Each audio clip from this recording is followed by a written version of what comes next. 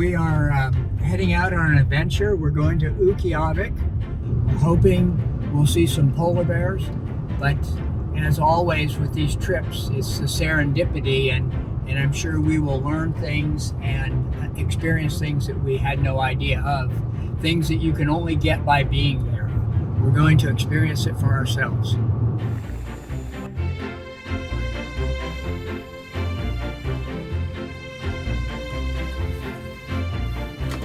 For information about the making by Geoffrey.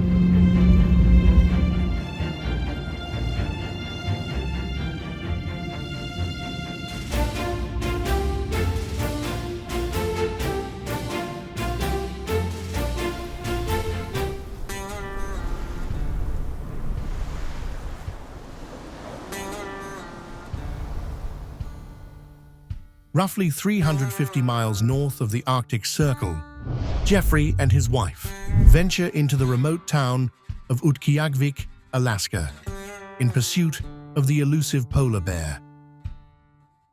As the northernmost city in the United States, this small community of approximately 4,500 residents serves as a vital hub for scientific and economic research.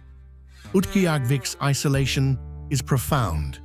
There are no roads connecting it to the rest of Alaska. Access is possible only by air or sea, making the logistics of everyday life a challenge in the harsh Arctic climate. Stressful circumstances. One's a dad, he died, and then the son committed suicide a year later.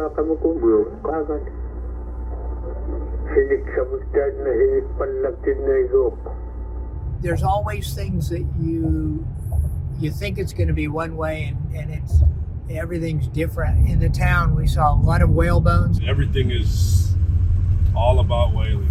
We learned a lot. It's called roll-a-gun, and basically it's a frame with an engine and a transmission. And they use them for hauling everything, and they're all engines, so they also use them for sleds filled with cars or trucks out to the villages. They hook them to these, and these don't leave a footprint. The tundra is very squishy, very wet, very flat. There's vegetation growing, and then it goes like a peat moss. There's ponds everywhere. That was one of the things that I noticed when we were flying in. The water has really no place to go because you get down a little bit and everything's frozen. But I was amazed at just how much water there was there. The tundra is a type of biome characterized by extremely cold climates, low biodiversity, and landscapes dominated by permafrost. It is one of the Earth's most unique and fragile ecosystems. With temperatures often dropping below -20 degrees Fahrenheit, only a select few species can survive in this harsh polar climate. During their short summer, the tundra blooms with wildflowers, attracting migratory birds and creating vibrant bursts of color. Unfortunately, due to a rise in warmer regional temperatures, along with the recent phenomenon of ice-free summer, has caused the permafrost to thaw, releasing dangerous greenhouse gases into the atmosphere. As the ground thaws, it becomes unstable, leading to faster erosion by waves and storm surges. This has created numerous problems for the local people who are in a constant battle for land with the natural elements. So just walking along the shore here, the Arctic Ocean, frightfully cold. You got these big containers all along the beach.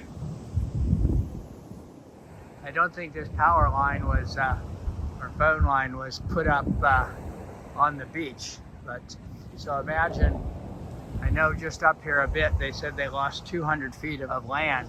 So this is probably another area where a great deal of land is lost. So here are these big sandbags.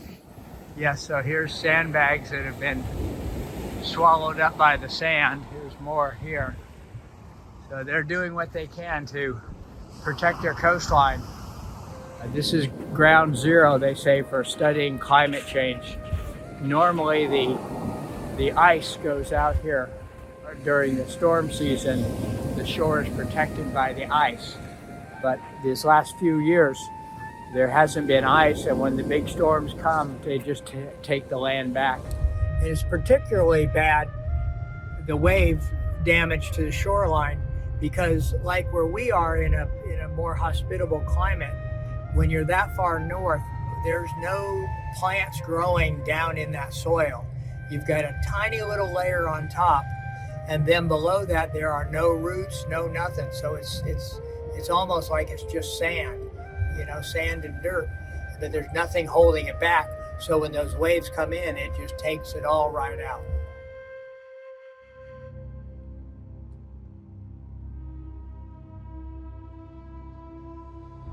Going through the town and everything we had learned since we got there, my thoughts of whether we were going to see a polar bear, well, to be honest, I didn't think we were going to see one. And I was thinking that I had taken a lead on one long goose chase. Before embarking on the long journey home, Geoffrey sets out on one final expedition, a place unforgiving as it is breathtaking. The edge of Point Barrow will be the group's best chance to catch a glimpse of the elusive polar bear. Look at that, these people are walking on here. Occasionally you get some crazy folks that come out here and think they can just walk on here. The guide has spotted a pair of hikers trespassing on the property. He drives over to confront them.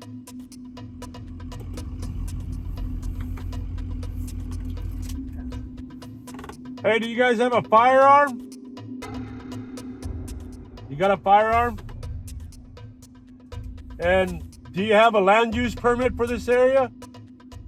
This is all private property. At first glance, this may seem like a harmless act. However, if the tourists had indeed encountered a polar bear, as they had likely hoped, the outcome could have been far more tragic without intervention. Normally pretty spooky, the polar bears. When they're well fed. Yeah. When they're skinny and when they're very hungry, they don't give a damn what's in front of them. Things changed for us when we went out, and it was amazing the amount of driftwood out there. There were skulls of whales and all the whale bones. It was very, very cool there. And then all of a sudden, Yeah, look at his tracks right here. These are fresh bear tracks. Just a short distance ahead, the group notices movement. oh, maybe down on the beach there? At the edge of the water. As they approach, it becomes clear it is indeed the mighty polar bear. This adult mother is escorting her young cub, likely in search of food, along the bleak tundra shoreline.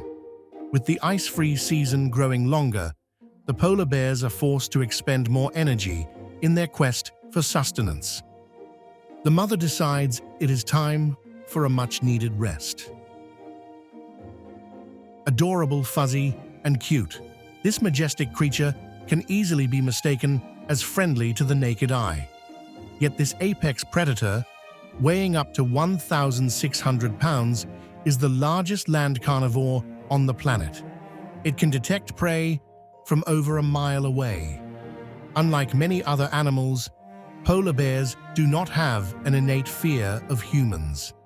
This lack of fear can make encounters more likely, whether out of curiosity or hunger. The pair seems to have sensed the group and decides to come in for a closer look. Their scientific name, Ursus maritimus, means sea bear, an appropriate description for this species. Polar bears are excellent swimmers, capable of covering up to 60 miles in one stretch. Their large, slightly webbed paws act like paddles in the water and provide helpful stability on the slippery ice during the colder months. Beneath their translucent fur, polar bears have black skin to help absorb heat from the sun. Their fur may appear white, but is actually hollow, trapping air to provide necessary insulation in this cold Arctic climate. After the young cub has filled his plate of curiosity, he decides it is best to head back to the safety of his mother. With one final goodbye, the two continue their journey together on the vast, barren landscape.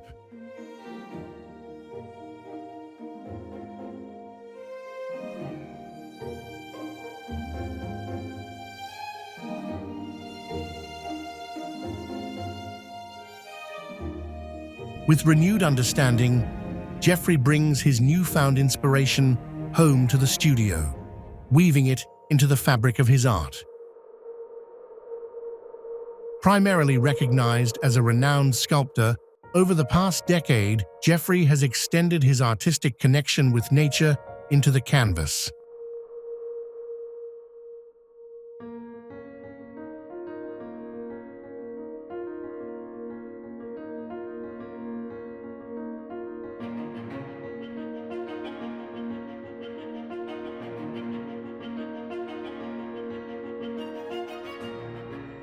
His work often reflects an intimate connection to wildlife and the vibrant ecosystems around him. Geoffrey incorporates a dynamic color palette, often leaning towards rich, saturated tones that evoke emotion and a sense of place. There's an impressionistic quality to his work, where bold strokes and vivid hues come together to create mood and energy. These two 48 by 72-inch renditions are the artist's raw reaction to witnessing the mother and cub living in today's hostile world. Each piece with quite a different interpretation.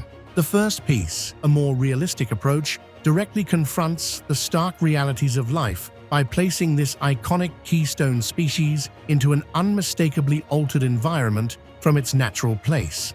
There's a sense of tension in the mother's posture, searching for ice that may no longer be there.